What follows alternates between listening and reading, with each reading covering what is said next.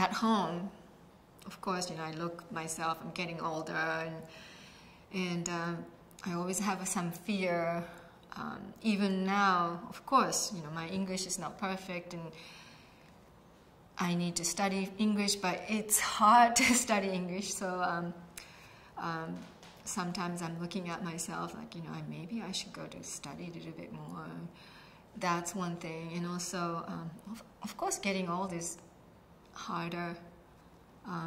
Getting old means physically getting old, mentally old. So I don't usually look at myself in the mirror at home. And now the other thing is, at the studio, when I'm looking at the mirror in the studio, is a different idea. That depend on what I'm working on. In the studio, how do I say?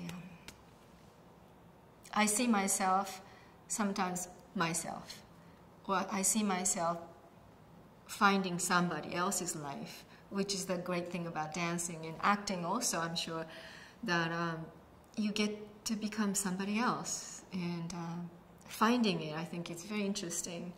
And also, looking at myself in the mirror, in the studio, every day reminded me my physical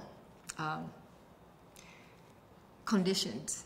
And that's very professionally, of course I have to be on top of it, so I have to be careful.